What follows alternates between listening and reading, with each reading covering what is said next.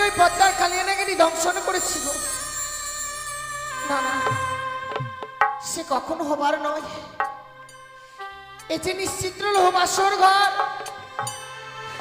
এই বাসর ঘরে কখনো সর্প প্রবেশ করতে পারে না।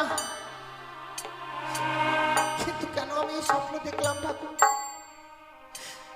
আজ যে স্বপ্ন দেখলাম, এই স্বপ্ন যেন আমার সত্যি না হয়। কিন্তু শিখে দিচ্ছি, যে বাসর ঘরে সুন্দর করে প্রদীপ জ্বালিয়ে রেখেছিলাম, সে প্রদীপ খানা নিভে যেন অন্ধকারে পরিণত হয়েছে। একাকিনী নারী আমি এই বাসর ঘরে কি করে থাকি? স্বামী, ওগো কোথায় আছো তুমি? একটিবার দেখা দাও। আমাদের এই বাসর ঘর যেন অন্ধকারে পরিণত হয়েছে গো, একটিবার দেখা দাও। হ্যাঁ, আমি যেন এই অন্ধকার বাসর ঘরে একা থাকতে পারবো না গো, তুমি একটিবার দেখা দাও প্রভু। না না না, আজ যেন আমার ডাকে আমার স্বামী সাড়া দিচ্ছে না। আমি এই মুহূর্তে এই বাসনের বাতিকে জ্বালাবো। এই বাতিকে জ্বালালে আমি আমার স্বামীকে ঠিক খুঁজে পাবো। জানি অভিমান করে সে লুকিয়ে রয়েছে গো।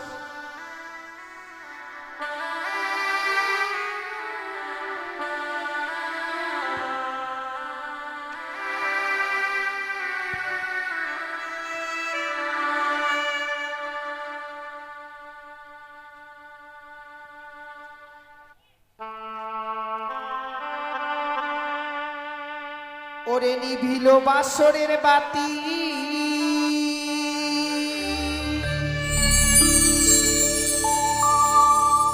কে নিভায়ে দিল?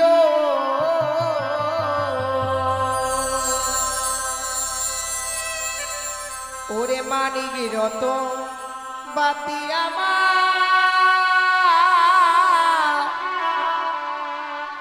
কে হরি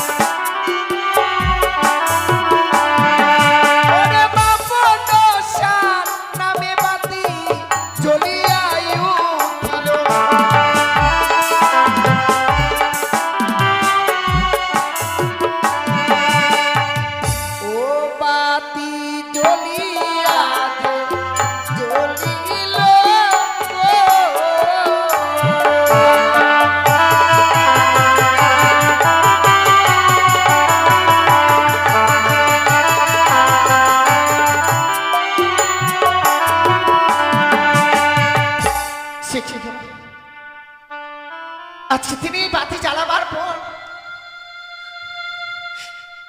আমি দেখছি আমার স্বামী যেন সেই স্বর্ণ পালঙ্ক ছেড়ে ধুলার মধ্যে পড়ে রয়েছে। ওগো প্রভু, এমনি ভাবে ওই স্বর্ণ পালঙ্ক ছিঁড়ে ধুলার মধ্যে পড়ে রয়েছে কেন? আমি কি তোমার কাছে কোনো ঘুমের ঘরে অপরাধ করেছি? জানো স্বামী, তুমি যখন আমায় আদেশ করো বেহুলা যাও ছুটে এই মুহূর্তে আমার জন্য কিছু রন্ধন করে নিয়ে এসো, সঙ্গে সঙ্গে ছুটে যাই আমি রন্ধনশালায়। জীবনে তো কোনোদিনও রন্ধন করিনি, তাই রন্ধন করতে আমার অনেক বিলম্ব হয়ে গেছে। রন্ধন করে আনবার পর দেখি তুমি স্বর্ণ পালঙ্কে বিশ্রামে এসে ঘুমিয়ে পড়েছ। বারবার বলেছো তুমি বেহুলা, আমি যদি ঘুমিয়ে যাই কাঁচা ঘুমে আমায় জাগিয়ে দেবে না। তাছাড়াও কথাই বলে কাঁচা ঘুমে স্বামীকে যদি জাগিয়ে দেওয়া যায় না জানি স্বামীর অমঙ্গল হয়, স্বামীর আয়ু কমে যায়। তাই পারিনি, তোমার পদসেবা করেছিলাম আমি এই বাসর ঘরে, কিন্তু কথা থেকে যেন নিদ্রা দেবী সে দু নয়নে ভোর করেছিল আমার। ঘুমিয়ে জ্বালা সহ্য করতে না পেরে আমি এই বাসর ঘরে ঘুমিয়ে পড়েছিলাম। ঘুম থেকে জেগে দেখছি তুমি স্বর্ণ পালঙ্কে নিয়ে। ওগো বাবা মাঝে আমাদের জন্য স্বর্ণ পালঙ্ক দিয়েছি, চলো না প্রভু একটিবার ওই স্বর্ণ পালঙ্কের মধ্যে তুমি বিশ্রাম করবে। একটিবার উঠো, আমি যে তোমার জন্য রন্ধন করেছি তুমি সেবা নেবে।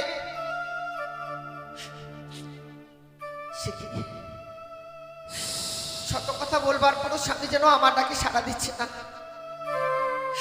সারা অঙ্গ যেন শীতল হয়ে গেছে, বুঝতে পারছি না আমি। ওগো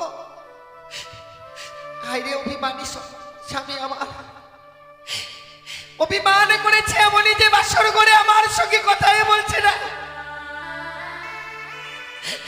তুমি যদি এমনি ভাবে নীরব হয়ে থাকবে আমি আমার মনের কথা কার কাছে প্রকাশ করবো বলো? প্রকাশ করবার মানুষ তো আমার এই বাসর করে তুমি ছাড়া আর কেউ নেই। একটিবার জেগে উঠো না, একটিবার তুমি আমার সঙ্গে কথা বলো।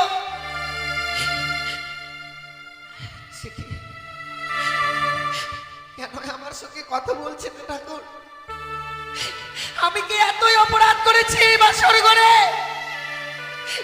আমার স্বামী আমার সঙ্গে কথা বলছে না।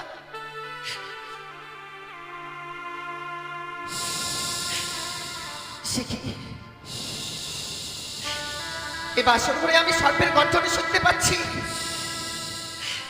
তবে কি সত্যি কোনো সর্প প্রবেশ করেছে এই বাসর ঘরে? কে এই বাসর ঘরে প্রবেশ করেছে? তুমি সর্বমুখে এসে কে তুমি এই বাসর ঘরে? আমি নাগিনী বেহুলা। নাগিনী? নাগিনী তুমি এই বাসর ঘরে প্রবেশ করেছো কেন? তুমি বলতে পারো না এই নিশ্চিত লো বাসর ঘর, এই বাসর ঘরে কেউ কখনো প্রবেশ করতে পারে না। তুমি তুমি এই বাসর ঘরে প্রবেশ করেছো? এই বাসর ঘরে যে প্রবেশ করে আমি বড় অপরাধ করেছি মা। কেন এসব কথা বলছি? আমায় ক্ষমা করো বেহুলা। তুমি এই বাসর ঘরে প্রবেশ করেছো আমার মনে এতটুকু দুঃখ নেই, কিন্তু জানো আমি তো ঘুমিয়ে পড়েছিলাম এই বাসর ঘরে। জেগে উঠবার পরে দেখি স্বামী যেন স্বর্ণ পালঙ্ক ছিঁড়ে ধুলার মধ্যে পড়ে রয়েছে। আমার স্বামী কেন কথা বলছে না বলো না? শতবার দেখেছি আমার ডাকে আমার স্বামী সারা দেয়নি গো।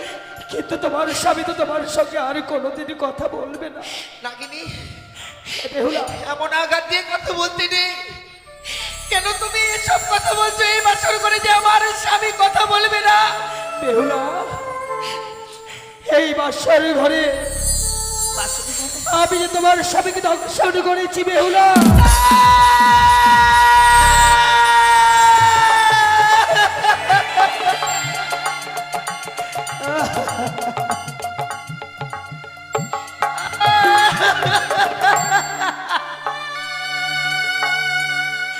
বেহুলা, না আমি কখনো মেনে নেব না।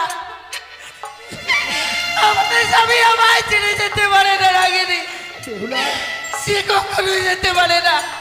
ওগো, তুমি একটিবার নামাটাকে ছাড়া না, ওই নাগিনের কথা আমি বিশ্বাস করি। তুমি আমারটাকে ছাড়া না। বেহুলা, এই বাসার ঘরে প্রবেশ করে কতই না কুল কণ্ঠে বেহুলা লক্ষ্য করে আমি ডেকেছিলাম। আমার ডাকে যে তোমরা কেউ সারা দাওনি। নাগিনী, আমি তো তোমার কাছে কোনোদিনও কোনো অপরাধ করিনি গো। কেন আমার এই স্বামীকে তুমি কেড়ে নিলে বলতে পারো না?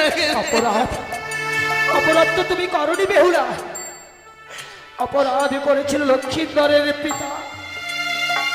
তাই তো পিতার বাবা আজ পুত্রের সাজা হয়েছে এই বাসার ঘরে। নাগিনী, তুমি যদি আমার স্বামীকে না মেরে আমায় মেরে ফেলতে, তবু যেন আমি এই পৃথিবীর বুকে শান্তি পেতা। বেহুলা, সারা জীবনের মতো কলঙ্কিনী হতে হতো না আমার। তোমার কাছে আমি কোনোদিনও বিনতি করে রাখিনি, একটিবার তুমি আমার এই স্বামীর প্রাণ ওগো ঠাকুর, তুমি বলে দাও আমি কি করব? আমি তো তোমার কাছে কোনোদিনই অপরাধ করিনি গো। এই নিষ্ঠুর মন নিয়ে আমার স্বামীকে কেড়ে দিলে, এত নিষ্ঠুরের নাগিনী।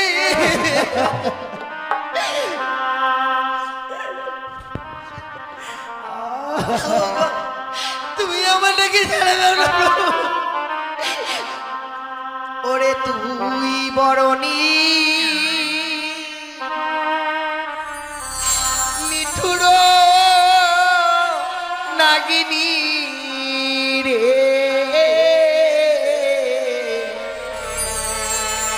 তুই বরণী মিঠুর নাগিনী রে।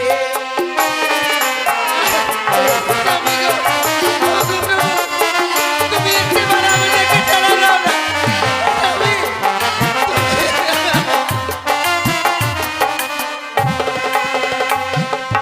তুই বরণী মিঠুর নাগিনী রে, তুই বরণী মিঠুর নাগিনী রে।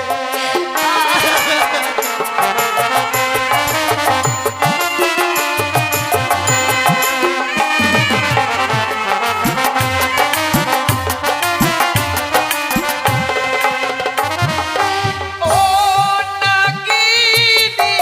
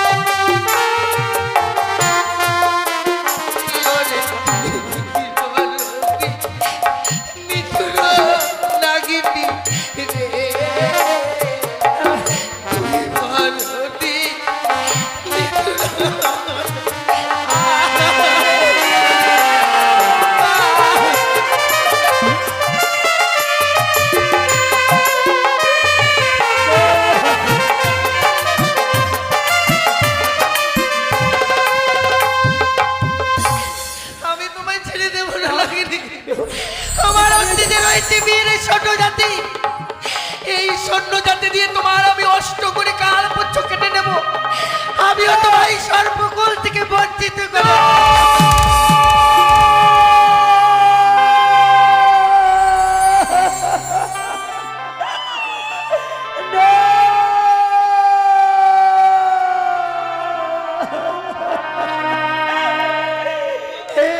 কি বেহুলা, তুমি কি করলে আমায়?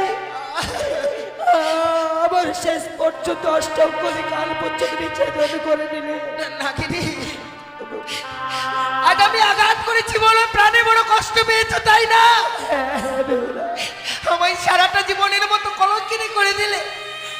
কোনোদিন তোমার কাছে আমি কোনো অপরাধ করিনি নাগিনী, কোনোদিন কোনো অপরাধ করিনি। তুমি কেনই আমার স্বামীকে কেড়ে নিলে? কিন্তু বেহুলা, তুমি যখন আবার অষ্টম করে কাল পর্যন্ত ছেদন করে নিলে, আমি যে নাককুল হইতে বঞ্চিত হয়ে গেলাম। আমি যে নাককুলে আর ঠাই পাবো না, আমি কোথায় গিয়ে ঠাই পাবো বলো? আজ তুই যদিও নিষ্ঠুর হতে পারিস, আমি নিষ্ঠুর নই নাগিনী। তাই আজ থেকে তোদের সর্বজাতিকে আমি অভিশাপ করলাম।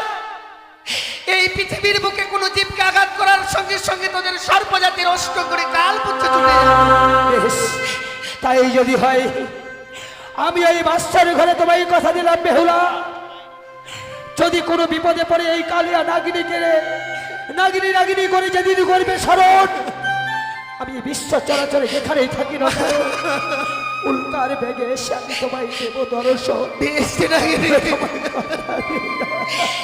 এই মুহূর্তে বেরিয়ে দাও আমার এই বাসর ঘর থেকে।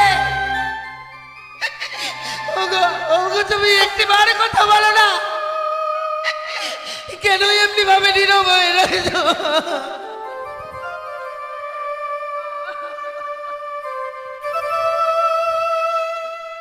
হে ভগবান, আমি তোমার কাছে কি অপরাধ করেছিলাম গো? এমনি ভাবে এই বাসর করে আমার স্বামীকে তুমি আমার কাছ থেকে কেড়ে নিলে।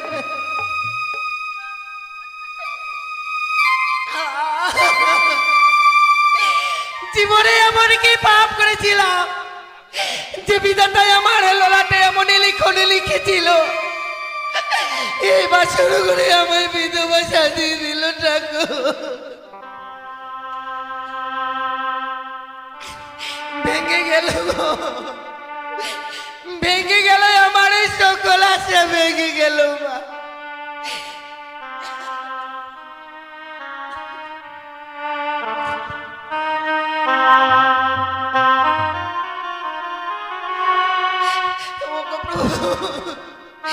সকল আশায় আমার নেমে গেল এমন সুন্দর বাসর ঘর। এই সাজানো বাসর ঘরে যেন ভেঙে চুরমার হয়ে গেল। পারলাম না একটু নিচে ধরে রাখতে।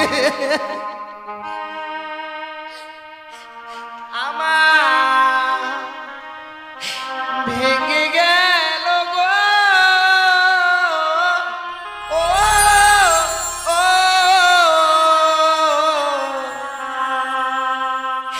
সাজানো ফুলে বাসর ঘর।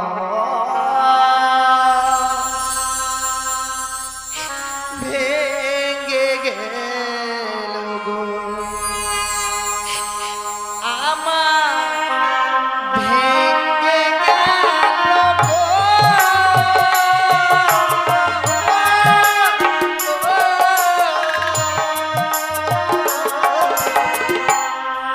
সাজানো ফুলে বাসর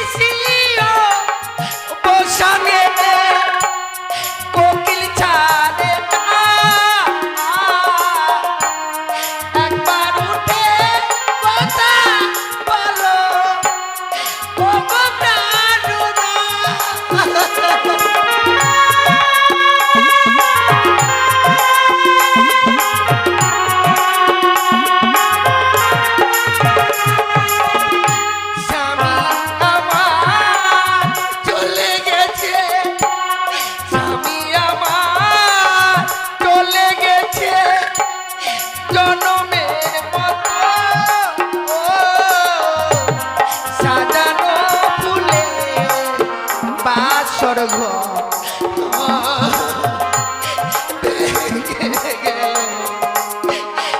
আমার সাজানো ফুলে বাসর ঘর।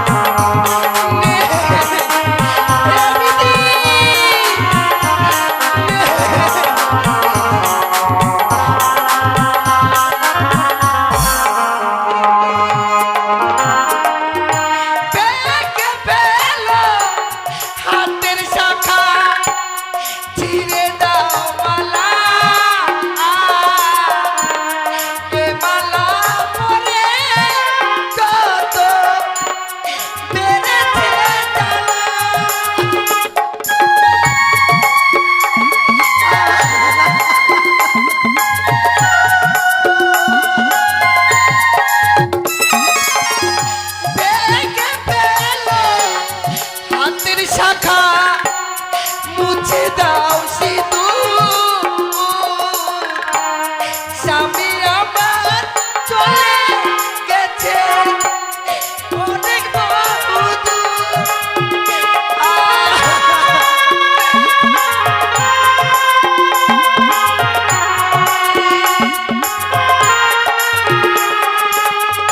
স্বামী আমার ছেড়ে গেল, স্বামী আমার ছেড়ে গেল জনমের মতো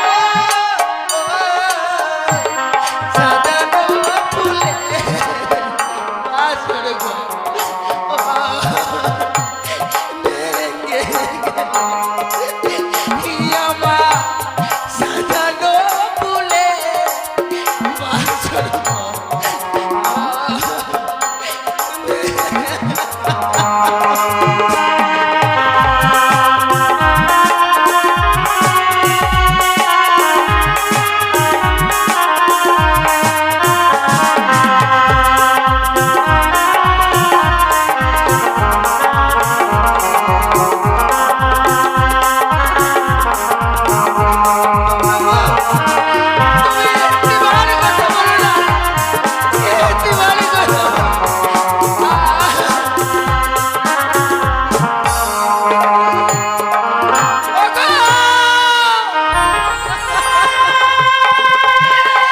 তোমরা কি কেউ শুনতে পাচ্ছ?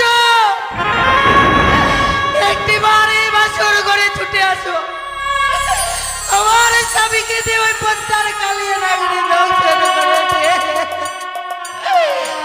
মা!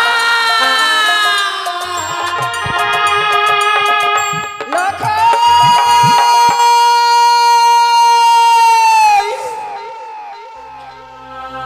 হে ভগবান, আজ আমি আমার কি স্বপ্ন দেখলাম? কেন অদূর থেকে বললো ওরে সানেকা তুই আর নিচিন্তে ঘুমিয়ে থাকিস নে।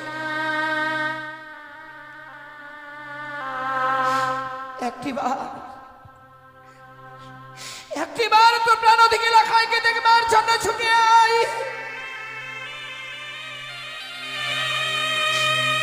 ছুটে আই বাসর ঘরে।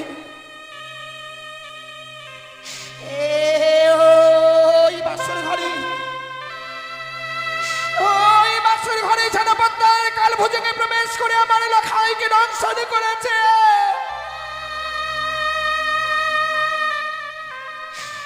না না, আমি এই স্বপ্ন দেখবার পরও কিভাবে স্থির হয়ে থাকি?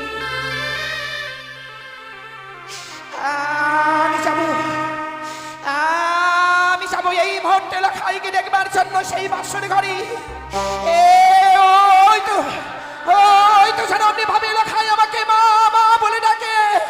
দাঁড়া লাখাই, দাঁড়া বাবা, আমি এই মুহূর্তে তোর কাছে যাব। লাখাই!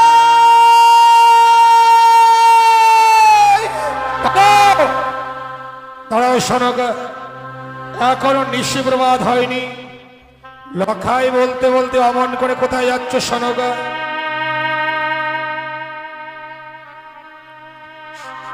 ওগো স্বামী,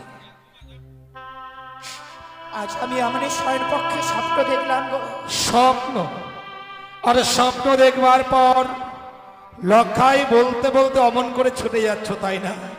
জানো সনকা, স্বপ্ন যেমন স্বপ্নের মতো আসে, আমার স্বপ্নের মতো চলে যায়।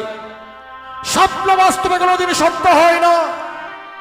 বলতো সনকা, এমন কিবা স্বপ্ন দেখবার পর তুমি লখাই লখাই বলে ছুটে যাচ্ছ? ওগো স্বামী, কে যেন দূর থেকে বললো, ওরে সনেকা, তুই আরে নিশ্চিন্তে ঘুমিয়ে থাকিস নে মা। একবার তোর প্রাণ থেকে লখাইকে দেখবার জন্য ছুটি আয় বাসরে ঘরে। ওই বাসর ঘরে, ওই বাসর ঘরে যেন বন্দাল কাল ভোজনে প্রবেশ করে আমার লখাইকে দংশন করেছে গো। সনকা, তুমি এর মধ্যেই ভুলে গেলে। তুমি তো জানো সনকা, স্বয়ং দেবশিল্পী বিশ্বকর্মাকে আনায়ন করে এতালে ভালো সাঁওতালি পর্বত নির্মাণ করেছিল বাসর ঘর। যে বাসর ঘরটা নির্মাণ করেছি, সর্প প্রবেশ তো দূরেরই কথা, সূত্র প্রবেশের ছিদ্র পর্যন্ত নেই। সে বাসর ঘরে সর্প প্রবেশ করে লক্ষেন্দরকে দংশন করেছে, এ কথা আমায় বিশ্বাস করতে হবে সনকা। বিশ্বাস করো স্বামী, আমি যে লখাইয়ের মা গো, মা হয়ে সন্তানের কুমঙ্গল দেখবার বড় কুরু মা স্থির হয়ে থাকবে তুমি বলতে পারো?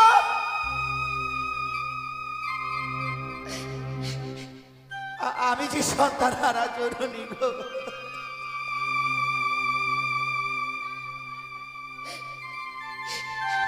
ওগো তোমার পায়ে ধরে বলি স্বামী,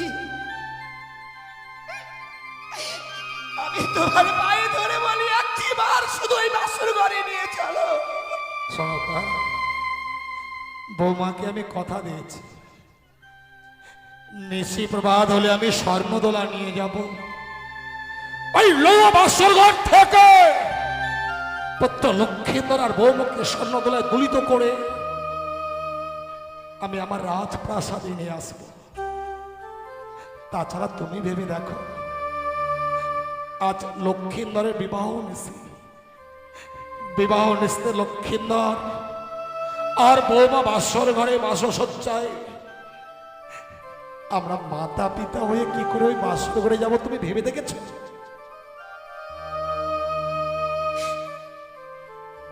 আমি তোমাকে কথা দিচ্ছি স্বামী,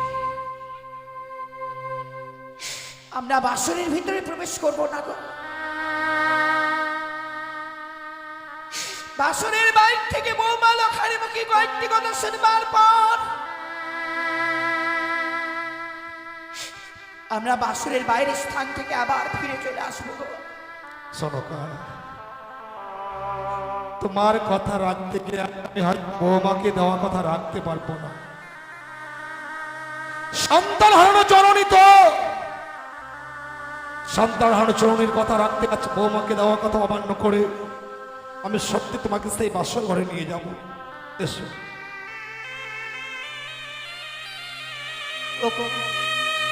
একটিবার উঠে কথা বলো না, নিশি প্রবাদ হতে চলেছে, আর কিছু সময় পরে যে বাবা মারা চলে আসবে। একটিবার যদি এই বাসর ঘরে বাবা মারা আছে, আমি কি কৈফত দেব বলো না? কি করে আমি তোমাকে বাবার হস্তে তুলে নেব? সনকা শোনো, বলতে পারো স্বামী? তুমি বাসরে দেওয়ালে কর্ণপাত করে শোনো। বৌমাকে বলেছিলাম বিবাহ নিশি কাল নিশি, এই কাল নিশিতে বাসর ঘরে ঘুমোতে নেই। তাই বৌমা কি সুন্দর জেগে জেগে লক্ষ্মীনারের সঙ্গে কথা বলছে, শোনো। তুমি ঠিক অনুভব করতে পারছো না স্বামী, বৌমা শুধু ওই বাসনের ভিতরে কথাই বলছে না,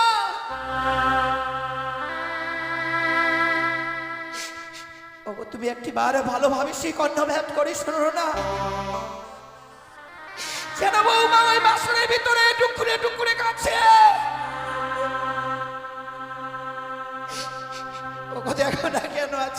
সে নিশিতে বৌমা কাঁদবে। বৌমা বাসর ঘরে কাঁদছে? সত্যি তো, এ তো কান্নার রোগ। হতভাগী আজকে শোকের দিনে বাসর ঘরে কাঁদবে কেন? তুমি একটু দাঁড়াও তো সনকা, আমি বৌমার সঙ্গে কথা বলে দেখি বৌমা বাসর ঘরে কাঁদছে কেন। বৌমা, কে? আমি তোমার শ্বশুর ঠাকুর, বাবা, সঙ্গে তোমার শাশুড়ি মাকেও এনেছি। মা, আপনারা চলে এসেছেন বাবা? এই আমরা কি শুনছি মা? বাসরের বাইরে দাঁড়িয়ে কি শুনছি? বাসর ঘাট থেকে কান্নার রোল ভেসে আসে। তুমি না আজ বাসর ঘরে কাঁদছো কেন বৌমা? না বাবা, আমি তো এই বাসন ঘরে কাঁদছি না গো। আজ তো আমার কাঁদবার দিন নয়, কেন কাঁদবো এই বাসন? বৌমা, তুমি বাসর ঘরে কাঁদছো অথচ বলছো বাসর ঘরে তুমি কাঁদছো না। তুমি আমার কাছেও মিথ্যে বলছো বৌমা। সনকা, তুমি বুঝিয়ে বলো না কেন বৌমা বাসর ঘরে কাঁদবে?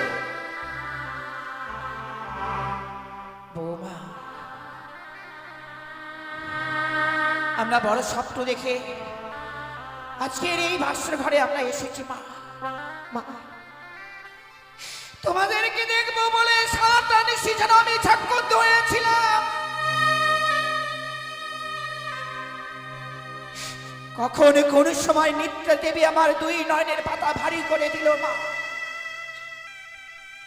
ঠিক সেই সময় যেন কেউ দূর থেকে বললো, অনেক সনেকা তুই আর নিচেতে ঘুমিয়ে থাকিস না। একেবারে তো প্রাণধিক লখাইকে দেখবার জন্য ছুটে আয়। আজ কুমঙ্গলের স্বপ্ন দেখবার পর ছুটে এসেছি মা এই বাসর ঘরে। এসেই দেখছি এই বাসরের ভিতরে তুমি কাঁদছো মা। মা, একবার বাসরের দরজা খুলে দাও না মা। না মা, আমি এই বাসর ঘরের দরজাখানা খুলে দিতে পারবো না। ও বোধো মা,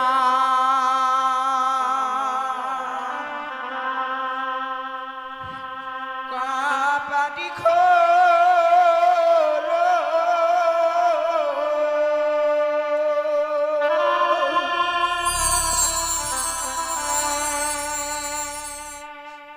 ও রে পরাণে বোধো, ও রে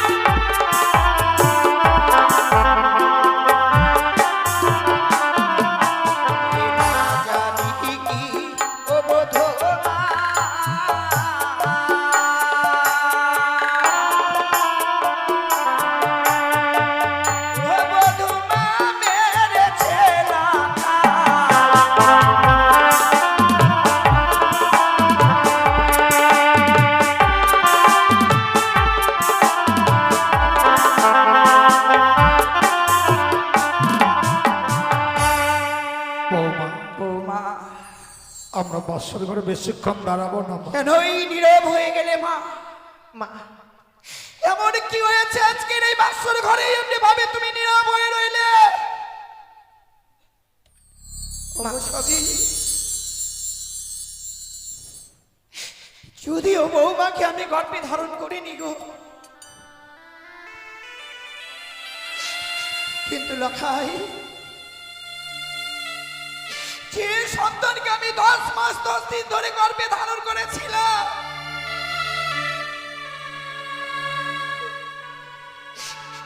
দেখো না গর্ভে ধরে সন্তান আজকের দিনে যেন পর হয়ে গেল গো। সন্তানদের বিয়ে দিলে মনে হয় বাবা মা পর হয়ে যায়। বৌমা, দরজাখানা খুলে দাও তোমা, বাসর ঘরে প্রবেশ করে আমরা লক্ষ্মীর নারীর চাঁদ বদনখানা দর্শন করব। বাবা, সত্যি যদি আমায় এই বাসর ঘরে দরজাখানা খুলে দিতে হয়, বাসর ঘরে প্রবেশ করার পূর্বে আমার সঙ্গে আপনাকে 3 সত্য অঙ্গীকার করতে হবে। বৌমা, তুমি এতই স্বার্থপর বৌমা। এই পৃথিবীর বুকে লখাই ছাড়া আমাদের আপন বলতে আর কে আছে তুমি বলতে পারো? আমাদের যা কিছু আছে সবই তো তোমাদের। না জানি নিশি প্রভাতকালে এমন কিবা চাইবে তুমি, যার জন্য আমাকে 3 সত্য অঙ্গীকার করতে বলছো বৌমা? ওগো স্বামী, আমি তোমার পায়ে ধরে বলি গো, না জানি আজকের দিনে ওই হতভাগী কেন 3 সত্য অঙ্গীকার করতে বলছে। তুমি শুধুমাত্র আমার জন্য 3 সত্য অঙ্গীকার করো। বেশ শোনকা, সন্তানকে দেখবার জন্য এসেছি তো, তাই আমি বৌমার সঙ্গে 3 সত্য অঙ্গীকার করবো। বৌমা, বাবা, আমি বাসুরের বাইরে দাঁড়িয়ে আছি, আমি 3 সত্য অঙ্গীকার করবো। বলো তোমার এমন কি সত্য রহিয়াছে মা? বাবা গো, আপনি শুধু ওই বাসনের বাইরে থেকে আমায় কথা দিন, এই নিশি প্রভাত হয়ে গেলে আপনার কাছ থেকে আমি যা চাই দেব আপনি আমার হস্তে তুলে দেবেন। বলুন। তাই আমি বৌমা, নিশ্চয় প্রভাত কালে তুমি আমার কাছে যা চাইবে আমি তোমায় হাসতে হাসতে দেবো মা। তুমি দরজাখানা খুলে দাও। বেশ বাবা, আপনি যখন কথা দিয়েছেন আমি এই মুহূর্তেই বাসনের দরজাখানা খুলে দেব। খুলে দিলাম, খুলে দিলাম মা। আমি এই বাসনের দরজাখানা খুলে দিলাম। বৌমা, আজকের দিনে কাঁদতে আছি হতভাগী। তুমি কি জানো না বৌমা, স্ত্রীর চোখের জলে স্বামীদের অকল্যাণ নেমে আসে। কেন কাঁদছো বৌমা? কে যে তুমি আমার কাছে খুলে বলো, কেন কাঁদছো বাসর ঘরে?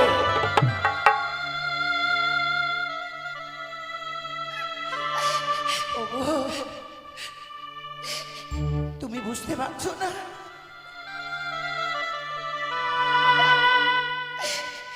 এই হতভাগী আজকের দিনে কেন কাছে? মা বাবাকে ছেড়ে এসেছিস বলে অমনি ভাবে কাঁদছিস হতভাগী? না মা, ওরে এই যে সব নারীর বিধান মা, কথাই বলে না, দুষ্টু মিষ্টি স্বামী হয় বঞ্চন তব ঘরে, দয়ালু দিন ভাই তব হয়ে যায় পর। নারীদেরই যখন বিয়ে হয়ে যায়, বাবা মা ভাই বোন তারা আত্মীয় হয়ে যায় রে মা। এই যে যৌতুকের নিয়ম, নারী জীবনে অসহায় পর পুরুষকে আপন করে নিতে হয় মা। মা, আমি সত্যই এসেছি বাবা মাকে ছেড়ে, কিন্তু বাবা মাকে ছেড়ে আসলে আমি তো এখানে এসে বাবা মার অভাব পাইনি। আপনাদের মতো বাবা মা যেখানে রয়েছে সেখানে বাবা মায়ের কি অভাব থাকতে পারে? তাহলে বাসর ঘরে অমন করে কাঁদছো কেন? আজকের এই সুখের নিচে তোমার চোখে জল কেন? বাবা, আমি যে বাবা মাকে ছেড়ে এসেছি, যে মানুষটারা হাত ধরে বাবা মাকে ছেড়ে আসলাম, বাসর করে শত ডাকবার পরও সে মানুষটা আমার ডাকে সাড়া দিচ্ছে না বাবা। কি বলছো? লখাই কথা বলছে না? তোমার স্বামী কথা বলছে না বলে তুমি বাসর ঘরে কাঁদছ? স্বামী ছাড়া তো আমার জীবনে আর কেউ নেই বাবা। জানো মা, লখাই বড় অভিমানী। হয়তো আজকে নিশ্চয়ই অভিমান করেছে। তোমার শাশুড়ি মা এসেছে, লখাইয়ের অভিমান নিশ্চয়ই ভাঙিয়ে দেবে। মা শোনো, তুমি ডাকো ডাকো লক্ষ্মীন্দরকে। ও নাকি বৌমার উপর অভিমান করেছে। আজকের দিন ওকে এমন শিক্ষা দেব ও যাতে কোনোদিন আর বৌমার সঙ্গে অভিমান করতে না পারে। ডাকো লখাইকে, ডাকো। সত্যি বৌমা, লখাই আমার সবার উপর অভিমান করে থাকতে পারে গো। আমার সঙ্গে কখনো অভিমান করে থাকতে পারে না। মা একটু দাঁড়াও, আমি এই মুহূর্তে লখাইকে বলবো, ওরে হতভাগ্য সন্তান আমার, এমনি ভাবে 8 বছরের নাবালিকাকে কেন দুঃখ দিচ্ছি? মা তাহলে চলুন না মা। চুপচাপ চলো তো মা।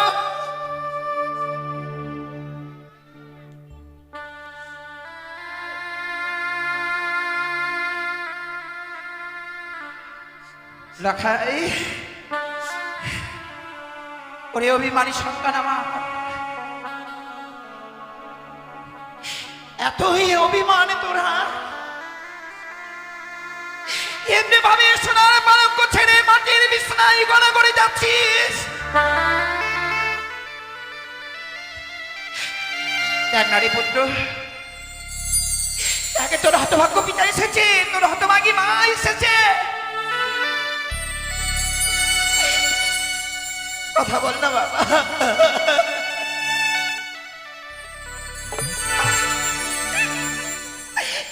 ওরে তোর মুখে মা ডাক শুনবার জন্য আমি বর্তমানে চেয়ে রয়েছি। তুই একটিবার আমাকে মা মা বলে ডেকে সান্ত্বনা দে না। লখাই, এই কথা বলছিস না কেন? কথা বল না। একেবারে তুই আমাকে মা। কি হলো শোনো, তুমিও মায়ের সন্তানের মান ভাঙাতে পারলে না? লখাই যেন আমার সঙ্গেও কথা বলছে না গো। বলবে না, তোমার সঙ্গেও লখাই কথা বলবে না। কারণ লক্ষ্মীন্দরকে আমি বাসর ঘরে রেখে গিয়েছিলাম, তাই লক্ষ্মীন্দর আমার উপর অভিমান করেছে। তুমি দেখো, আমি ডাকলে লক্ষ্মীন্দর নিশ্চয়ই সাড়া দেবে। লখাই, লখাই, আরে কথা বল। কি আমি কি দেখছি বৌমা? লক্ষ্মীন্দরের সোনার বর্ণং আজ মলিন হয়ে গেছে, তার বাদন দিয়ে গরল হয়ে যাচ্ছে, সর্বাঙ্গ শীতল হয়ে গেছে। কেন বৌমা? মা বাবা, কি হয়েছে বৌমা? আপনি আমায় ক্ষমা করবেন বাবা। কিন্তু কেন কেন আজকের দিনে ক্ষমা চাইছো? হতভাগী, আমার স্বামীকে শত ডাকলেও সে তাকে আর সাড়া দিচ্ছে না। ও সারা যাবে না? কেন বৌমা? কেন কথা বলবি না আমার লখাই? কি করে সে কথা বলবে গো? আমার স্বামীকে যে ওই পদ্মার কালে নগরী দংশন করেছে।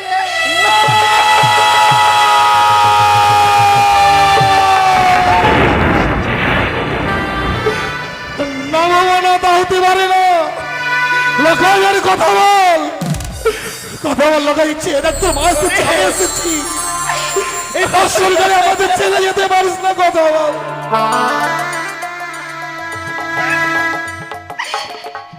আরে নেই গো স্বামী, আর নেই।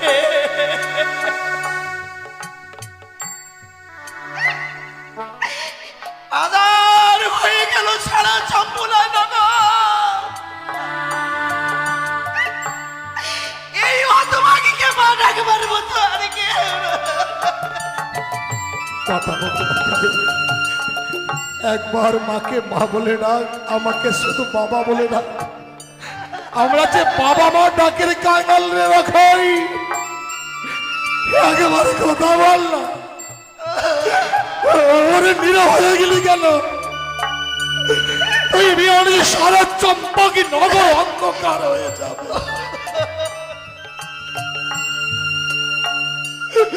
কথা বল, কথা।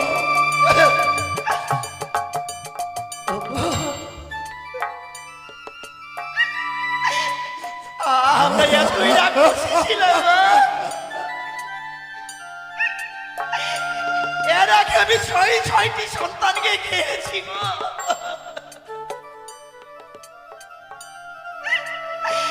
ভগবান যে কৃপা করে আমাকে একটি সন্তান দিল, আমার এই সন্তানকেও আমি খেয়ে ফেললাম।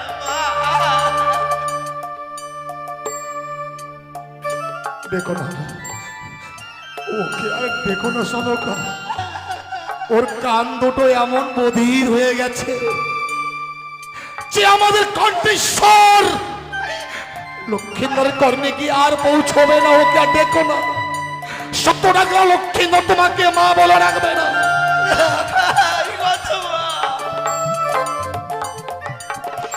একবার তুই আমাকে মা বলে না।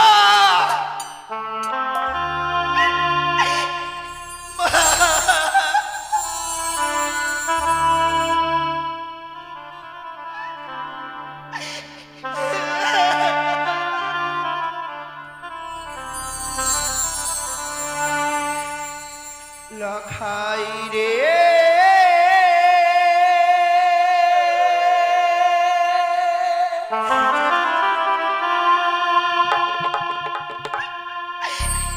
লখাই রে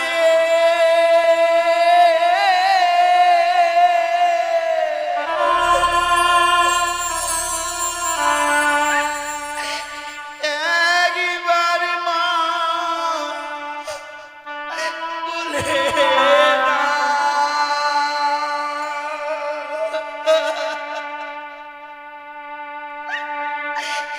লখাই রে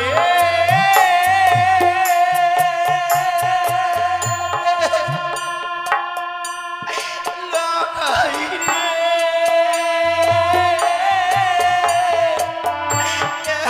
একবার মা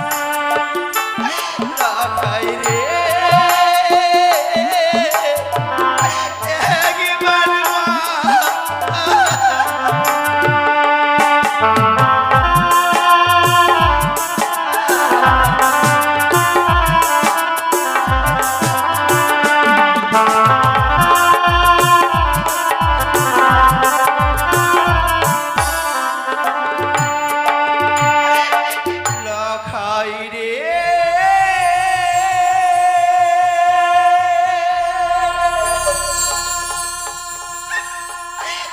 লখাই রে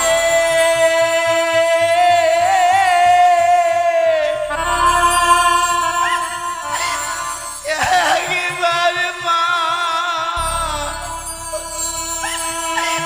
বলে চুপ করো, চুপ করো, শোনো গো। বাসর ঘরে কেউ কাঁদবে না। তোমরা যদি বাসর ঘরে কাঁদো, ওই কানি আড়াল থেকে অট্টহাসি হাসবে, উচ্চস্বরে বলবে, আরে যাও, আমি তোর উপযুক্ত শাস্তি দিয়েছি। ওই কানির অট্টহাসি আমি সহ্য করতে পারবো না। কেউ কাঁদবে না, বাসর ঘরে কেউ কাঁদবে না। তোমরা সবাই আমার সঙ্গে নাচো, আনন্দ করো, নাও, কেউ চোখের জল ফেলো না। ও ভালো নাচে রে বানিয়া চাপি সদাগর ভালো, ও ভালো নাচে রে বানিয়া চাপি সদাগর ভালো। নাচো ভালো, সবাই আনন্দ করো। তোমার ভালোই হলো, মিটলো যে জঞ্জাল। আছি পুত্র মরলো, ভালোই হলো, ভাবলা যে আর নাই। ওই কানি বেটির মুখে দেব আখার মাটি ছাই আলো। ও ভালো নাচে রে মানিয়া চাঁদ গাছো, সবাই গাও, কেউ চোখের জল ফেলো না।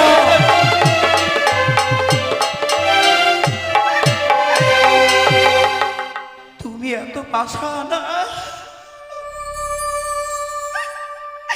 তুমি এত পাষাণ।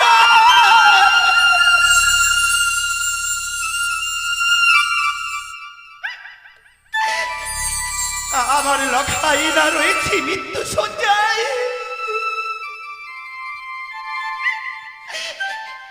আর তুমি নাচছো আর গাইছো। শোনো গো, চুপ করো, চুপ করো, বাসর ঘরে কাঁদবে না।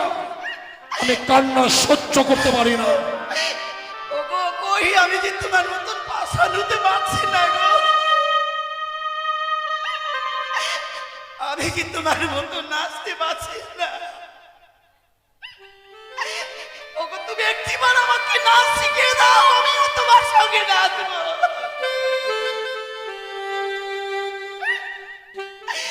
ওগো তোমার পায়ে ধরেব। শোনো গো, কি করছো? পা ছেড়ে দাও, শোনো গো, পা ছেড়ে দাও। ওগো স্বামী, আর কাঁদবো না গো। তুমি শুধু একটি কাজ করলে আমরা কেউ কাঁদবো না। একটি কাজ করলে আমরা কেউ কাঁদবো না বলে তো শোনো গো, বলো, আজকের এই কঠিন দুঃখের দিনে তুমি আমায় এমন কি করতে বলছো? তোমাকে যে আজ এক দেবীর পুজো করতে হবে স্বামী। কিন্তু দেবী পুজো না করে তো আমি অন্ন জল গ্রহণ করি না। শোনো গো, আমি তোমাকে সেই দেবীর কথা বলছি না। কোন দেবীর কথা বলছো? তোমার বড় পরিচিত দেবী, পরিচিত দেবী, যেই দেবীর নাম হয় ত্রিনয়নী চতুর্ভুজা। ত্রিনয়নী চতুর্ভুজা। তুমি করো একটিবার মনসা। কি করলে তুমি? তুমি আমায় মনসা পুজো করতে বলছো? তুমি যদি আমার স্ত্রী না হতে, তোমার ঠিক পাকেতে আমি কুকুর যাও, বেরিয়ে যাও, বেরিয়ে যাও এই বাসর ঘর থেকে। একমাত্র আমি তোমার মুখ দর্শন করতে চাই না।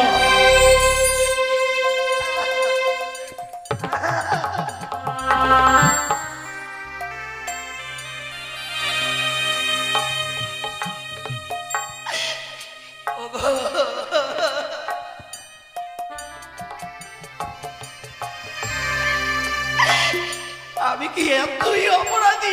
শোনো গো, আমি কোন পাষাণকে নিয়ে আমি ঘর করছি বাবা?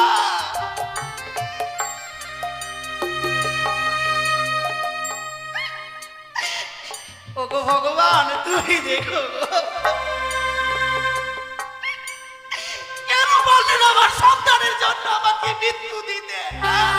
শালুকা বিলম্ব করতে গেল। তুমি যদি এই মুহূর্তে বাসর ঘর থেকে বেরিয়ে না যাও, আমি না যাই। আগামীর দিনে তুমি আমার মরা মুখ দেখবে।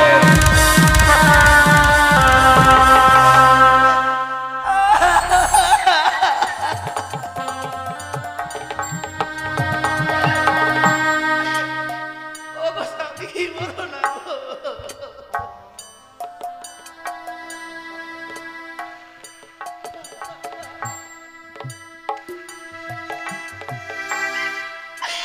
এমনি করে বলো না।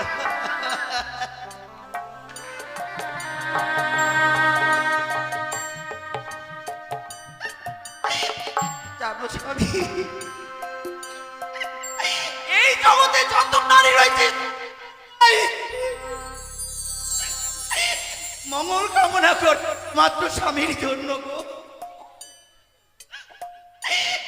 নারীরাই স্বামীর মৃত্যু মুখ দর্শন করতে চাই না। আমিও তা পাবো না গো, আমি পাবো না।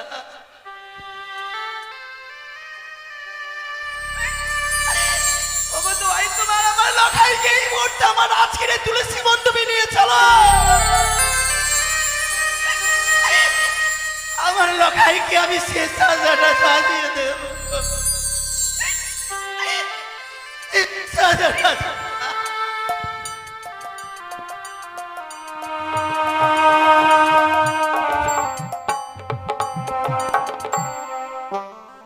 বৌমা,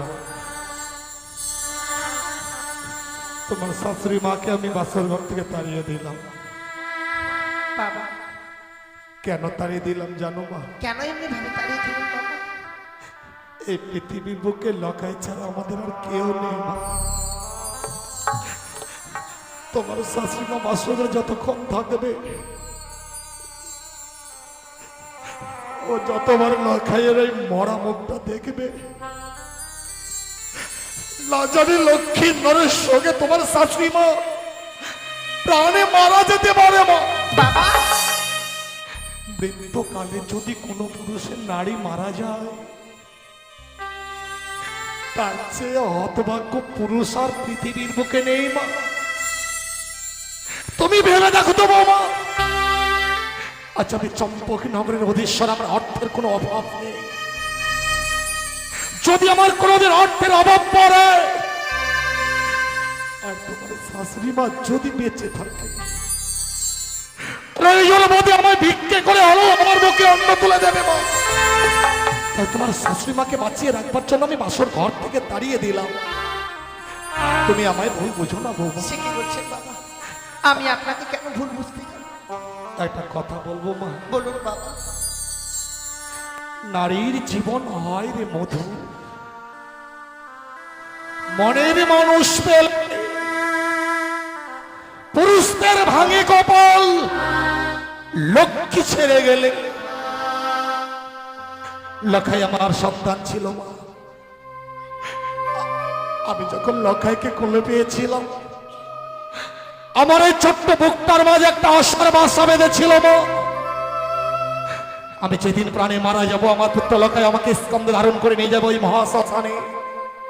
শ্মশানে নিয়ে গিয়ে আমার সৎকার করবে, কিন্তু লখাই তো তা করলো না। তুমি লখাইকে দাও তোমার, আমি নিজেই পিতা হয়ে পুত্রের সৎকার করব। ও শ্বশুর বাবা গো, ও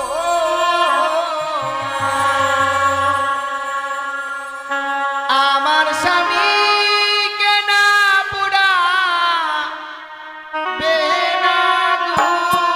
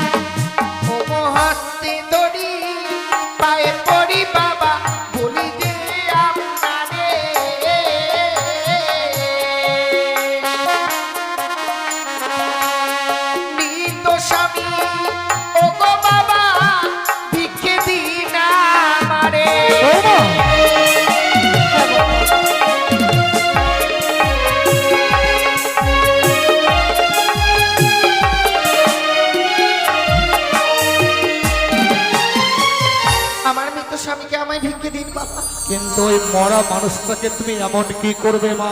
ও গো মৃত স্বামী বকে লই বাবা ভাসিব সাগরে।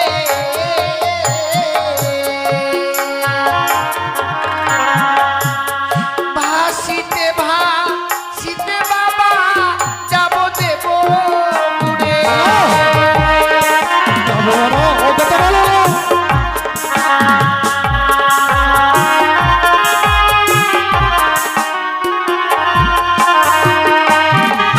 ওগো পঞ্চম কদলি বৃক্ষের বাবা আমায় বানিয়ে দিবেন গো ভেলা।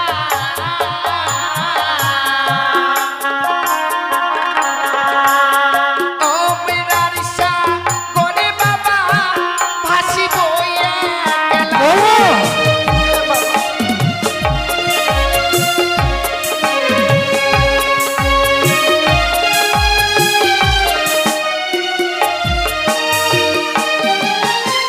আমার মৃত স্বামীকে আমায় ভিক্ষে দিন বাবা।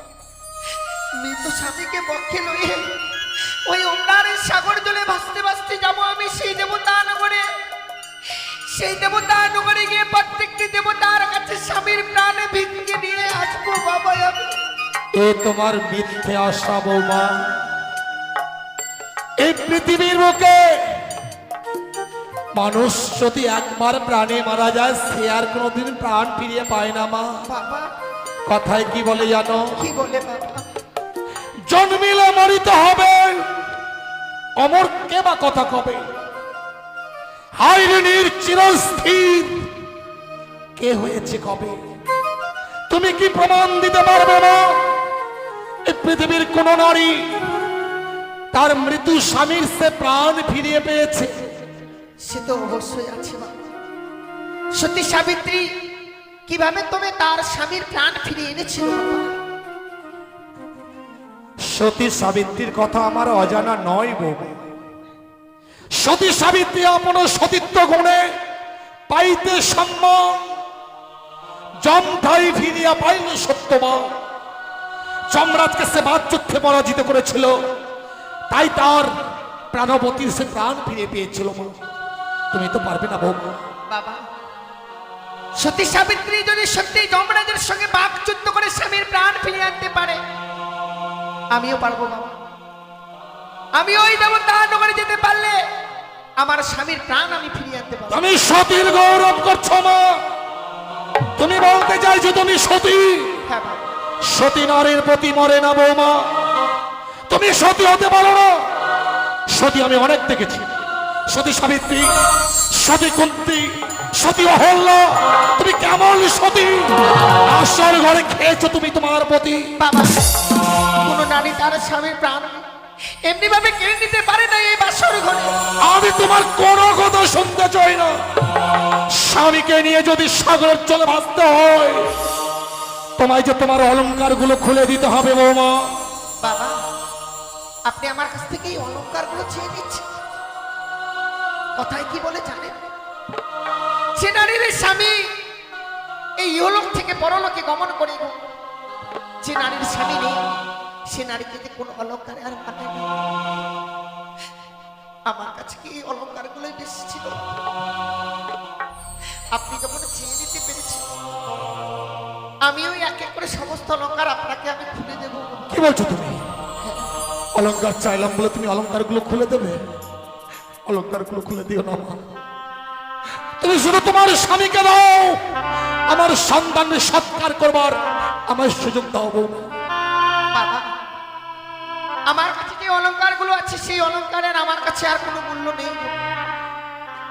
তাই আমি এক এক করে সমস্ত অলংকার আপনাকে আমি খুলে দেব।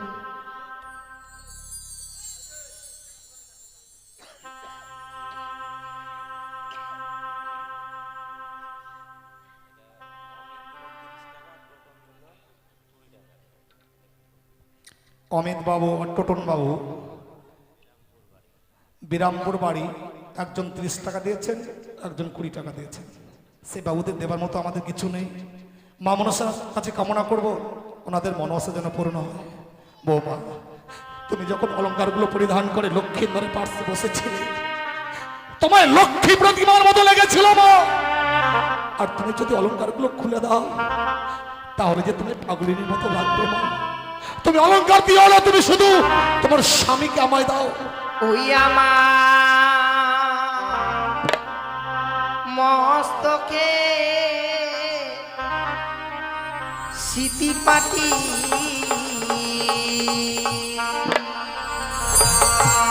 লহ শ্বশুর মা আবাগো।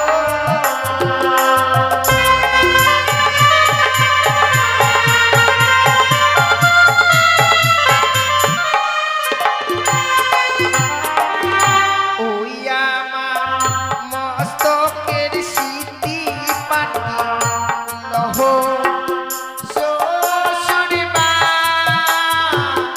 আবাগো।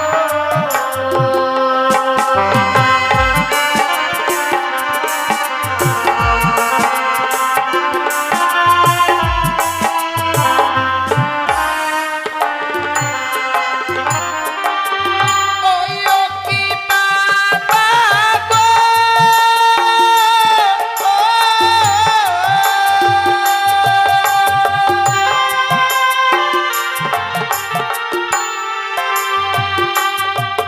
এই চম্পলারো এই গন্ধে দিও অবাগিনী বেহুলা।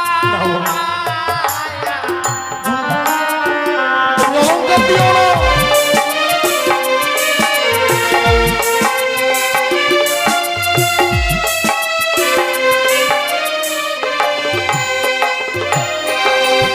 ওই আমার গলার মালা লহ শ্বশুর মা আবাগো।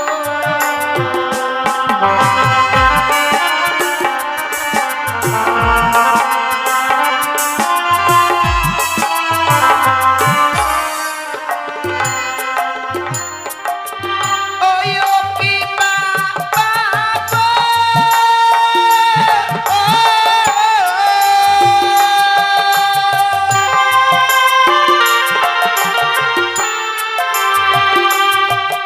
এই চম্পলারো স্বর্ণকারে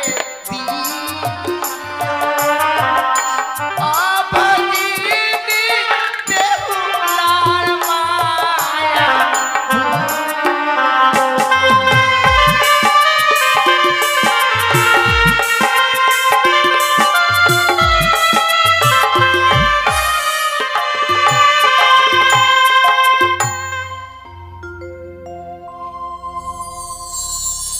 বাবা, আপনি যে আমার কাছ থেকে অলংকারগুলো চেয়ে নিয়েছিলেন, আমি একে করে সমস্ত অলংকার খুলে দিয়েছি বাবা। অলংকার গুলো চাইলাম বলে অলংকার গুলো খুলে দিলে মা। আমি তো তোমার স্বামীকেও তোমার কাছ থেকে চেয়েছি, তুমি তো তোমার স্বামীকে দিলে না মা। অলংকার গুলো তুমি পরিয়ে নাও, তোমার স্বামীকে শুধু দাও। আমি বিদায় সন্তানকে সৎকার করবো, এই সুযোগটুকু আমার দাও বৌমা। স্বামীহারা নারী যে আর কোনো অলংকারে মানায় না বাবা। আমার যে আমার কাছে স্বামী নেই, তাই এই অলংকারের মূল্য আমার কাছে আর নেই। কিন্তু বহুমূল্য অলংকারটা যে তোমার কাছে এখনো রয়ে গেছে মা। সে কি বলছেন বাবা? বুঝতে পারছো না তাই না? না বাবা। তুমি বুঝতে পারছো না তাই না? তুমি যে লাল রঙের অগ্নিবস্ত্রের শাড়িখানা পরিধান করে আছো, তোমায় যে সেই শাড়িখানা খুলে দিতে হবে। বাবা, সে কি বলছেন বাবা? আমি যে এই অগ্নিপথের শাড়িটা পরিধান করে রয়েছি, শাড়ি আমার পরিত্যাগ করে দিতে হবে। কেন বাবা? আপনি কেন আমার কাছ থেকে এই শাড়ি চেয়ে নিচ্ছেন? ওই শাড়িটা কেন চেয়ে নিতে জানো মা? তুমি সামান্য ৮ বছরের নাবালিকা, তুমি যে স্বামীর চরণে মতি রেখেছ, তোমার স্বামী ভক্তির কাছে আজ আমি পরাজিত বৌমা। তুমি তোমার স্বামীকে নিয়ে ভগবান দর্শনে অগ্রসর হবে। ওই লাল রঙের শাড়িটা তোমার কাছে যতক্ষণ থাকবে মা, তোমার কাছে লোভ কাম মোহ বিরাজ করবে। আর ওই লোভ কাম মোহ যতক্ষণ তোমার কাছে বিরাজ করবে, তুমি শত চেষ্টা করলেও ভগবান দর্শন করতে পারবে না। ভগবান দর্শন করতে গেলে যে এক মন এক চিন্তায় করতে হয় মা। ওই লাল রংটা হচ্ছে লালসার প্রতীক, তাই লাল রংটা ছুঁড়ে ফেলে দিয়ে আজকের দিনে তোমায় এই সাদার রঙের বিধবার থান পরিধান করতে হবে মা। বাবা সাদা রংটা যে হচ্ছে শান্তির প্রতীক, যদি সাদা রঙের থান পরিধান করে তুমি অগ্রসর হতে পারো, নিশ্চয়ই তোমার মনোবাসনা পূর্ণ হবে। আপনি ঠিকই বলেছেন বাবা। তাছাড়া যে অগ্নিপথের শাড়ি পরিধান করে আছি বাবা, এই শাড়ি পরিধান করে পরে থাকবার মতো কপাল করে এই পৃথিবীর বুকে আমি জন্ম নেইনি। যার জন্য এই বাসর করে আমায় এই অগ্নিপথের শাড়িকে পরিত্যাগ করে দিতে। আপনি তো আমার শ্বশুর ঠাকুর, শাড়ি যে হচ্ছে আমাদের লজ্জা ঢাকার আবরণ গো। বাবা আপনি একটু বই বই দাঁড়াবেন, আপনার হস্তে আমি এই অগ্নিপথের শাড়িখানা তুলে দেব গো। তুমি শাড়িখানাও খুলে দিতে পারবে মা? ভেবেছিলাম শাড়িখানা চাইলে তুমি আমার কাছ থেকে যেতে পারবে না। ওই লাল রঙের শাড়িটা পরে তুমি তোমার লজ্জা নিবারণ করছো। স্বামীকে নিয়ে যাবার পরে তুমি ওই লাল রঙের শাড়িখানাও খুলে দিতে পারবে? দেব বাবা। তা করো না বাবা, তুমি তা করো না। আপনি তুমি শুধু আমার চম্পাকে নগরে থাকবে। দয়া করে প্রয়োজন বলে আমি তোমার ছোট একটা মন্দির নির্মাণ করবো, বাবা। সেই মন্দিরে তোমায় প্রতিষ্ঠান করবো মা। তুমি শুধু দুবেলা আমার বাবা বলে রেখে তুমি আমার দয়া করে আপনি শুধু বই মুখ হয়ে দাঁড়ান। হ্যাঁ আমি আমার কাছে এই অগ্নিপথের শাড়ি আর রাখবো না। ওগো করুন আমার ঈশ্বর, আমি কি করবো তুমি বলে দাও।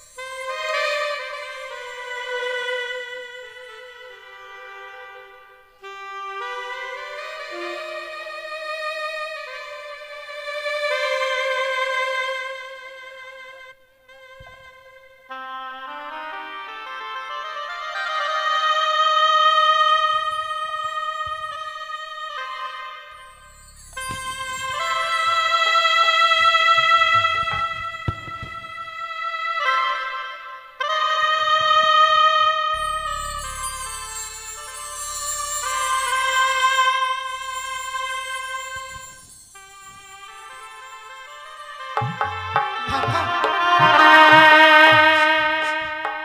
এই বেশি কি আমি সাগরে চলে বেশি যেতে পারবো বাবা?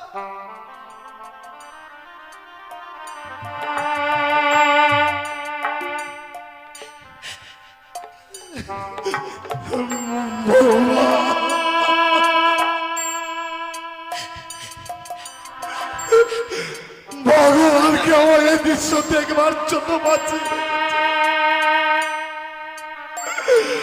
বিয়ে রাত্রে তুমি বিধবা হয়ে গেলে, বিবাহের স্ত্রী তোমার মাঝে তোমার নয়নে কাজল পরিয়েছিল, সেই কাজলটুকু তুমি বাঁচি করতে পারবে না বাবা,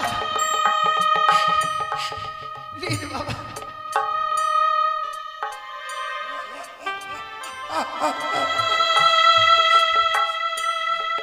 বাবা আজ আমি তোমার কাছে সত্যি পরাজিত।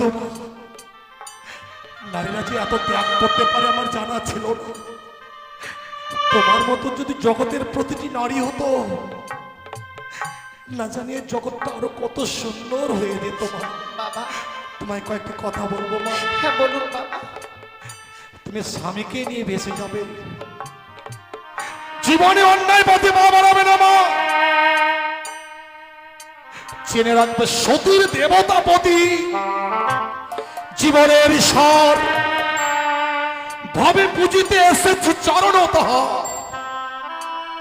প্রতিগানে প্রতিধানে প্রতি যে দেবতা, নারী জাতি প্রদীপ টিনে কেমনে হইবে প্রতিব্রতা। দুষ্ট মিষ্টি স্বামী হয় তবু বঞ্চিন ঘর, দয়াল অধীন ভাই তব হয়ে যায় পর।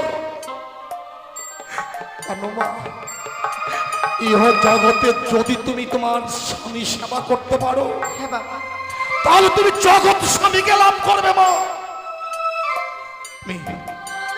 আমি একটি কথা বলবো মা, বলুন। তুমি ভয়ঙ্কর সাগরের জলে ভাসবে, বলে দেবো মা। সাগরের জলে ভাসতে গেলে কিছু না কিছু তোমায় অবলম্বন করতে হবে, এমনকি অবলম্বন করে তুমি ওই সাগরের জলে ভাসবে মা। আপনাকে তো আমি পূর্বেই বলেছি বাবা, আপনি আমায় পঞ্চম কদমী বৃক্ষের মান্দা যার সোনার মন্দির তৈরি করে দেবেন, আর যাকে অবলম্বন করে আমি এই সাগরের জলে ভেসে যাব। সাগরের জলে ভাসা তোমার হলো না বৌমা, কদলীর বৃক্ষ আমি তোমায় দিতে পারবো না। প্রয়োজন বলে তুমি আমার কাছে অন্য কিছু চেয়ে নাও বাবা, কিন্তু তাছাড়া তো আমি এই সাগরের জলে ভেসে যেতে পারবো না। কিন্তু আমি যে কদলের বৃক্ষ তোমায় দিতে পারবো না। কিন্তু কেন, কেন আপনি দিতে পারবেন না বাবা? তুমি জানো না বৌমা, দক্ষিণ বাটনে চত্বরডিঙ্গা নিয়ে যাত্রা করেছিলাম। দক্ষিণ বাটন হইতে যখন আমি চত্বরডিঙ্গা ধনরত্নে পরিপূর্ণ ফিরে আসি, ভয়ঙ্কর কালীরহের চলে আমার চত্বরডিঙ্গা অতল তলে তলিয়ে যায় মা। সেদিন আমি আমার প্রাণ বাঁচাতে উচ্চস্বরে চিৎকার করেছিলাম, ওগো কে কোথায় আছো তোমরা, আমাকে এই কালীরহের জল থেকে রক্ষা করো।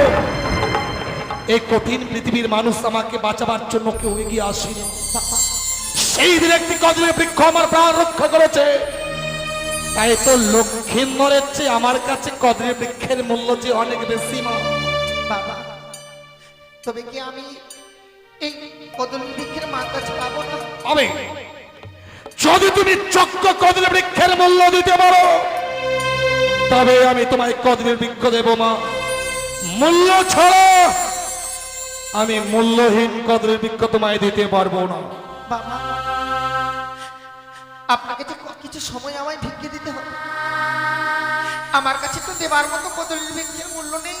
তুমি আমার কাছে সময় চাইছো মা? হ্যাঁ বাবা, বেশ, সেখান থেকেই হোক না কেন, আমি ওই কদলী বৃক্ষের মূল্য এনে আপনার হস্তে তুলে দেবো, তবে আমি স্বামীকে নিয়ে সাগরে জলে ভেসে যাবো। আমি তোমাকে সময় দিলাম বৌমা, যত সময়ের মধ্যেই তুমি কদলের বৃক্ষ মূল্য এনে আমায় দেবে।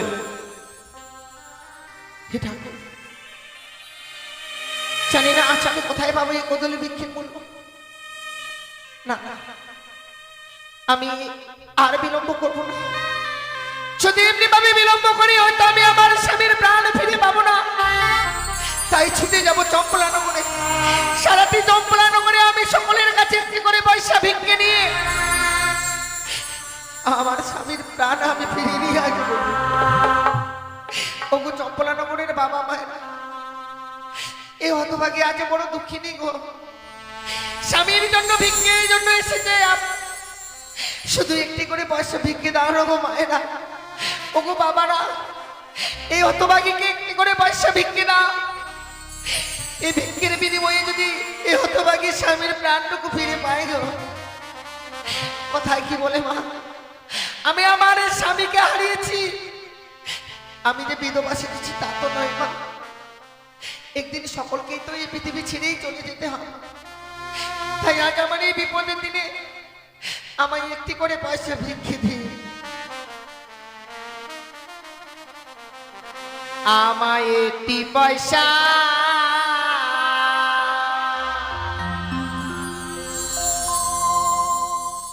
দিন গো মায়েরা,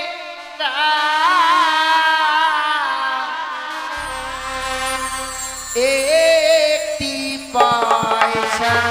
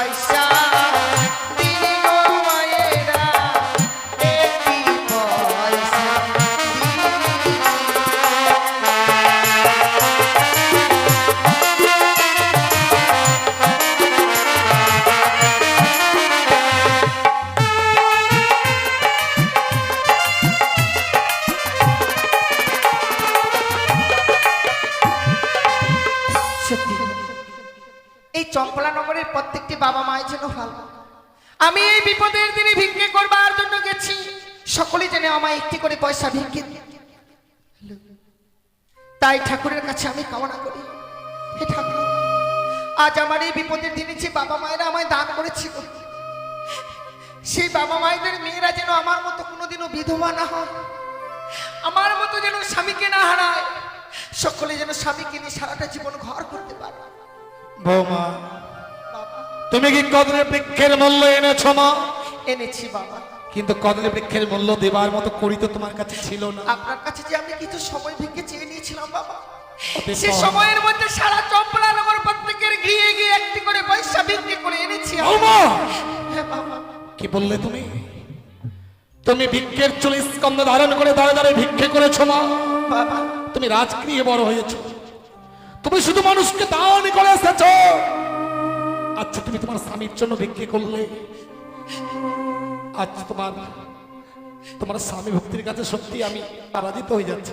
স্বামীর জন্য তো শুধু ভিক্ষেই করেছি, চাইলে তো নিজের আস্তে আস্তে নিজের প্রাণখানাও আমি বিসর্জন করে দিতে পারি, কারণ যে নারীর স্বামী নেই এই পৃথিবীর বুকে, সে নারীর কোনো মূল্যই নেই বাবা। বাবা, তুমি যখন কদলি বৃক্ষের মূল্য আমায় দিয়েছো, আমি তোমায় সত্যি সত্যি কদলি বৃক্ষের মান্দাস তৈরি করে সাগরের জলে ভাসিয়ে দেবো মা। বৌমা, বাবা, তুমি আজ মরা নিয়ে খেলতে যাচ্ছ মা। মরা নিয়ে কে খেলা করে জানো? কে বাবা? মরাকে নিয়ে ডোমেরা খেলা করে। তুমি যখন আজ মরা নিয়ে খেলতে যাচ্ছ, শ্বশুর ঠাকুর হয়ে তোমায় অভিশাপ করছে মা। এই মরার কারণে একদিন তুমি ডোমালি সাজবে মা। বাবা, আপনি আমায় অভিশাপ করলেন বাবা? কথায় কি বলে জানি না বাবা, বড়রা যদি অভিশাপ করে, সেই অভিশাপের মাঝে কিছু আশীর্বাদ থাকে। কি বলছো তুমি? সত্যি যদিও আপনি আমায় অভিশাপ করেছেন যে যদি কোনোদিনও ফিরে আসি, ডোমানির বেশি ফিরে আসবো আমি। ডোম ছাড়া তো ডোমানি সাজা যায় না বাবা। আমার অভিশাপের মধ্যেও তোমার আশীর্বাদ লুকিয়ে যদিও আছে। আমি ডোমানির বেশি আসবো, তবু আমি আমার স্বামীর প্রাণ তো ফিরে পাবো বাবা। ও মা, আরো একটি কথা কি জানো মা? তুমি যে তোমার স্বামীকে নিয়ে সাগরের জলে ভাসবে, তুমি তোমার স্বামীর প্রাণ দান দেবে, আমি তা কি করে বুঝবো মা? বাবা, আমি কিছু প্রমাণ দিয়ে যাব আপনাকে। যেদিন বেরোবে সেদ্ধ ধানের অঙ্কুর, আপনি মনে ভাববেন যে স্বামীকে নিয়ে আমি পৌঁছে গেছি সেই দেবপুর। যাবার সময় এই বাসনের কপাটখানা লাগিয়ে দিচ্ছি বাবা। যেই দিন নিজে থেকে খুলে যাবে এই বাসনের কপাট, সেদিন স্বামীর প্রাণ ফিরে নিয়ে আসবো আমাদের এই গুতরিয়ার ঘাট। এই সত্যের প্রমাণটুকু আমি দিয়ে গেলাম। বৌমা, তাই হবে মা। যে প্রমাণগুলো তুমি দিয়ে গেলে, সেই প্রমাণগুলো আমি প্রত্যহ দর্শন করব মা। কিন্তু জানো মা, বাবা, তোমার কদলি বৃক্ষের মাঝখানে আমি সিঙ্গল বেঁধে রাখবো বাবা, আর তা রেখেছি মা। সিঙ্গল ছিঁড়ে যদি টুকরো টুকরো করতে পারো, যদি মৃত্যু স্বামীকে বাক্যে ধারণ করে কদলের বৃক্ষের মান্দাস দিয়ে উজানের দিকে ধাবিত হতে পারো, তবেই জানবো তুমি তোমার স্বামী প্রাণ ফিরিয়ে পাবে। বেশ বাবা।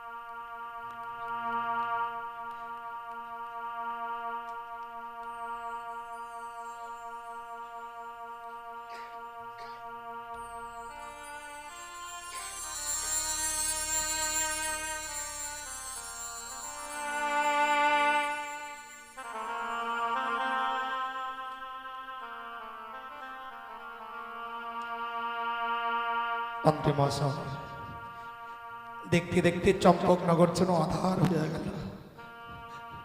আপনার দাদু ভাই লক্ষ্মীধরকে এই মুহূর্তে বোমার হস্তে তুলে দিতে হবে মন্ত্রী মহাশয়। কত সবচেয়ে লক্ষ্মীধরকে আমি রাস্তায় বসিয়ে দিয়ে আমি বাকি জীবনে অবসর নেব। আজ সে আশা যেন ভেঙে চূর্ণ বিচূর্ণ হয়ে গেল। চলুন মন্ত্রী মহাশয়, চলুন আমরা এই মুহূর্তে লক্ষ্মীধরকে বোমার হস্তে তুলে দিই।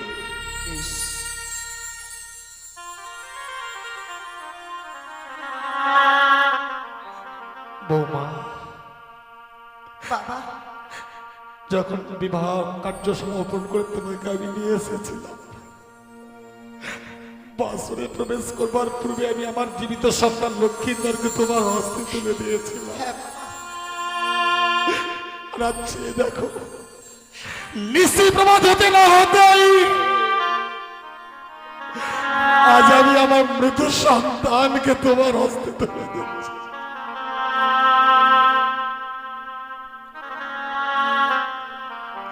বোমা, আমি কি দেখছিলাম সিঙ্গল টুকটুক হলো তোমার বেলা উচ্চের দিকে দাবি যাচ্ছে, তুমি চেয়ে না বৌমা।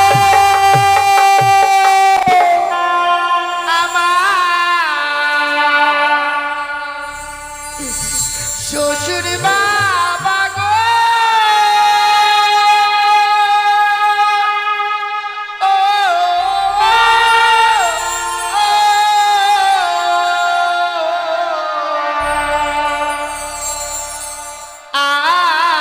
আমি চলে ভেসে যাই,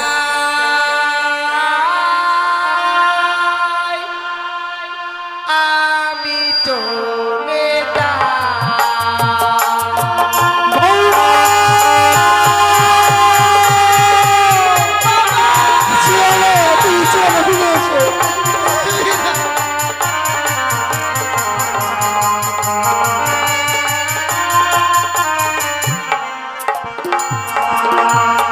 বাবা পরে রইল জমি বাড়ি, সাগর জলে দিলাম পানি। চেয়েও না, চেয়েও না, চেয়েও না।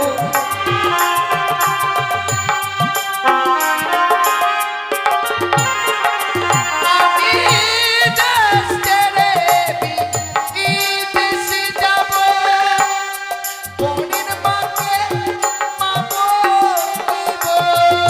বৌমা, বৌমা ফিরে আসো, তুমি চেয়েও না, তুমি চেয়েও না, ফিরে আসো। দেখে সবাই বলবে আমার বেহুলার কেউ না।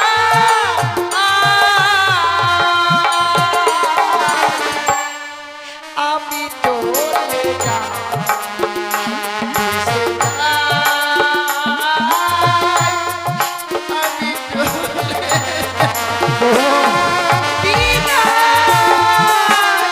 বৌমা,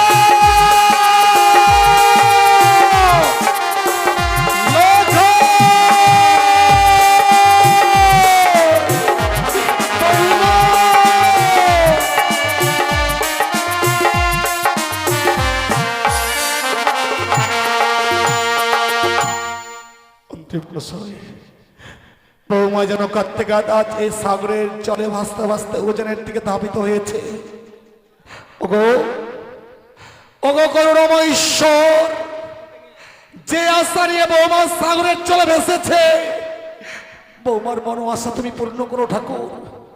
বৌমা যেন তার মলয় শঙ্খ শ্রীমন্তের সিঁদুর আবার ফিরিয়ে পায়, সে যেন তার মলয় শঙ্খ শ্রীমন্তের সিঁদুর আবার ফিরিয়ে পায়।